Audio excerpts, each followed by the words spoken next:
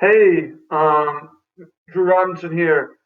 So for the discussion this week, the assignment, I chose Flora McDonald for the discussion for women, the romanticization of female figures that we're looking at in our American Revolution class at Liberty University. So coming at you live here from my home office.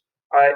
So Flora McDonald. Now, this is what is interesting to me about Flora McDonald. Okay, if we look at the location of, so I'm gonna go to the location of where she is kind of romanticized at is right this place where I'm at right here, right now, southern North Carolina. That's where I live at.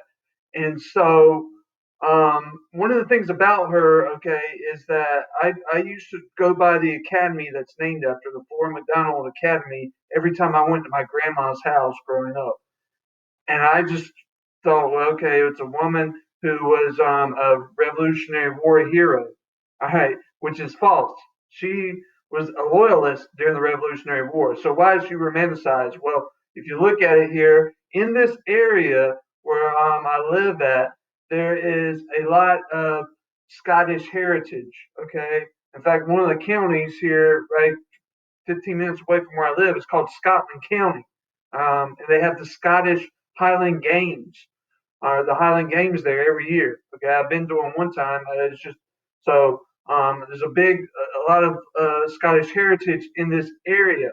Well, that leads to her being well known or well spoken of because she was from the Scottish Highlands. All right, so let's go over some of the stuff about her. The Scottish Highlands are an area of clans. Okay, there is very loyal devotions to the clan and to the people who reside in that area. So once they immigrated to America here in this area where I'm at, Southern North Carolina, Upper South Carolina, their their heritage and their binds were or their bonds, I'm sorry, were they're very strong with each other. Okay, very tied in. So something else about her. Right? Her early life in Scotland. This is also the kind of the backstory that adds to her being romanticized. She helped the king, or not the king, the guy who was trying to reclaim the British throne, Charles the Pretender, in his escape from Scotland. So he went to Scotland during this Jacobite rebellion, okay, and the English were pursuing him, and she helped him escape. All right, and so he is romanticized because of that. He's trying to reclaim the English throne. He's becomes a hero within Scotland. Well, she becomes a heroine because she helped him escape, and then she was arrested and she was imprisoned. All right, you see where I'm going with this? Okay, so this is kind of adding to her legacy. All right, adding to her story. Made her a hero to the Scottish people once she returned to Scotland. Now, so boom, these people in Scotland, all right, the Scottish Highlanders, the mass immigration to the New World shortly before the Revolution. All right, so she settles right here where I live at, Fayetteville, North Carolina, in 1775, right before the independence, War of Independence, or during the War of Independence, really happens. All right, so this is an area of um, a lot of Scottish heritage in this area. So this is one again contributing to why she is so romanticized. But what she did, so this is where kind of the false uh, narrative or thought happened. So I thought, right, I lived in North Carolina all my life, besides the 5 years I was in the Marine Corps, and we never really studied Flora McDonald.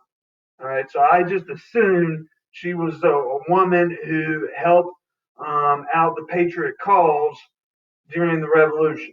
Okay, until I took this class. And then I did this. I was like, wait a second. She wasn't even for the Patriots. Yet we have a high school or an academy in this area named after her. All right. There's a Flora McDonald house not far from where I live here.